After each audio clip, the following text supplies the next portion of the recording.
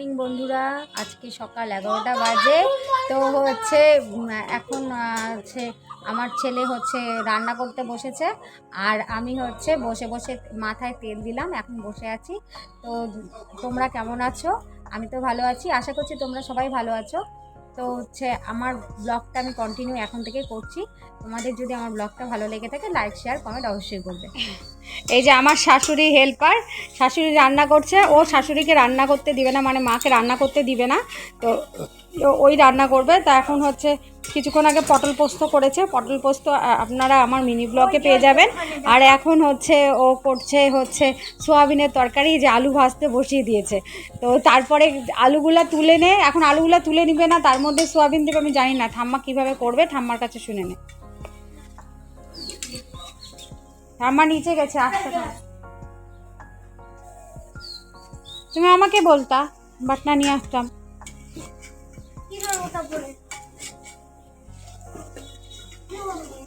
আলুগুলা তুলে নে, ওর মধ্যে দিয়ে দেবা।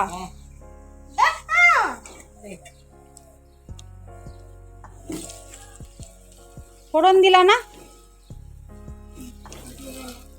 তেজপাতা।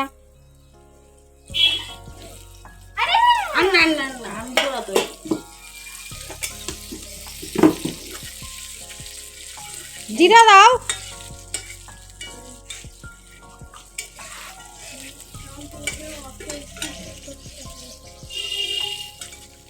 কিসের তরকারি হচ্ছে এটা? কি কি দিচ্ছে ঠাম্মা? Soybean, soybean. এটা পনির না, সোয়াবিন। হায় ভগবান,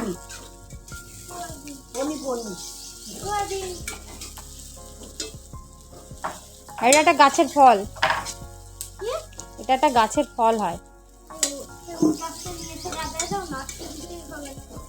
কিনতেই হবে না, তাই না? খেয়েছিস কেন বাবা? অর্ধেক রান্না করবি, অর্ধেক ছেড়ে দিবি। রাঁধুনিটা ভালোই, খাওয়ানোর থেকে ফেলাই দিবে।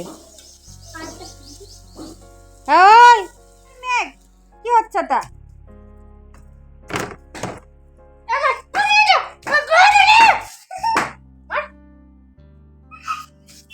আবার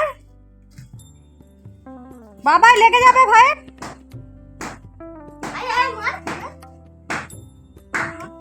হ্যাঁ, মার মার বলতে হয় না। দাদাভাই পাশের বাড়ি থেকে যে নিম বেগুন ভাজা খাবার জন্য নিম পাতা পাড়ছিল। কারণ হচ্ছে কচি কচি এই সময় নিম পাতা ভাজা খেতে ভালো লাগে। আমি অবশ্য খাই না, আমার এত তিতা ভালো লাগে না, তো ওরা সবাই খায়, তো সেই জন্য নিম পাতাগুলো পেড়ে নিচ্ছিল পাশের বাড়ি থেকে।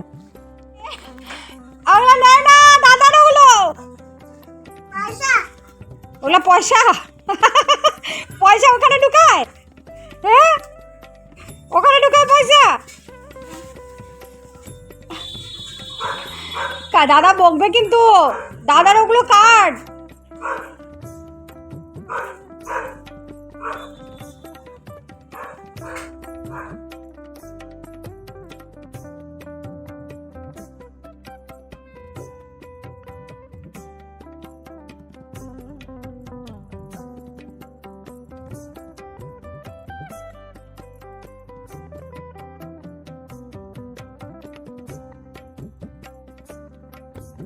রেডি হয়ে গেলাম, চুল টুল আসতে নিলাম, কারণ তেল দিয়েছিলাম। তো চুল টুল আসতে নিয়ে এখন যাচ্ছি হচ্ছে আমার হচ্ছে একটু হোমিওপ্যাথি ওষুধ খেতে বলছি, নিতে যাচ্ছি। কারণ শরীরটার মধ্যে মানে কদিন ধরে খারাপ যাচ্ছে, তো চোখ মুখ দেখে হয়তো আপনারা বুঝতে পারছেন।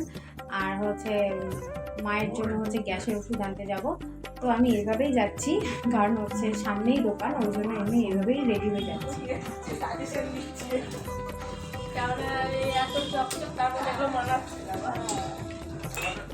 তারপরে হোমিওপ্যাথি ওষুধ নিয়ে আসার পরে আমি বাড়ি থেকে আবার বেরিয়েছিলাম তোমাদের দাদাভাইকে নিয়ে। কারণ তোমাদের দাদাভাইয়ের কয়েকদিন আগে একটা অ্যাক্সিডেন্ট হয়েছিল, যার জন্য হচ্ছে তোমার দাদাভাইয়ের পাটা অনেকখানি কেটে গেছিলো, আর সেলাই দিতে হয়েছিল। তো সেই সেলাইটা কাটার জন্য এই জেঠুটার দোকানে এসেছিলাম, কারণ হাসপাতালে নিয়ে গেলে অনেক লাইন দিতে হবে, সেটা এই জেঠুটাই কেটে দেয় বলে এই জেঠুটার দোকানে এসেছিলাম। দোকানে এসে যে সেলাই কাটছিল, আর আমার সে তোমার দাদাভাইয়ের খুব মানে ব্যথা পাচ্ছিল, চিৎকার করছিল, বলছিল যে আমাকে যেন মানে অবশ করে নিয়ে হচ্ছে সেলাই কাটে।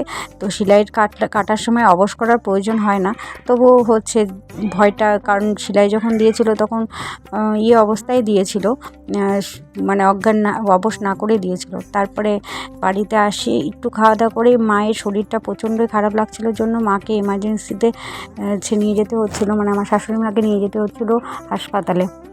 কারণ হচ্ছে সেই সময় কোনো ডাক্তার পাওয়া যাবে না বলে আমি এমার্জেন্সিতে নিয়ে গেলাম। এমার্জেন্সিতে নিয়ে যাওয়ার জন্য আবার হাসপাতালে ভর্তি করিয়ে নিল। তো এই যে মাকে হাসপাতালে ভর্তি করিয়ে রাখা হয়েছে, এখানে অনেকগুলোই পেশেন্ট ভর্তি হয়েছে। তো মাকে যে স্যালাইন দিয়েছে, তো মার হয়েছিল পেটের ব্যথা, আর তার সঙ্গে একটু পায়ে মানে স্লিপ খেয়ে পড়ে পায়েও লেগেছিলো, সেই জন্য ভর্তি করিয়েছিলাম। তারপরে বাড়িতে এসে মানে মাকে ভর্তি টর্তি করিয়ে ডাক্তার দেখে যাওয়ার পরে তারপরে আমরা বাড়িতে এসে এই যে আলু সিদ্ধ ভাত, পটল সিদ্ধ ভাত বসিয়েছিলাম। তো সেই জন্য আমি আলু আর পটল প্রেশারের মধ্যে দিয়ে দিচ্ছি জন্য, আর একটু ডাল সিদ্ধ বসাবো সেই জন্য লঙ্কাও চিড়ে নিচ্ছিলাম। লঙ্কা চিড়ে নিয়ে তারপরে প্রেশারের মধ্যে দিয়ে সেটা সিটি দিয়ে নেব। তারপরে তো ছেলেকে ওর বাবা পড়াতে বসাবে। Write 5 source of water. Rainwater harvesting আর একটা rain water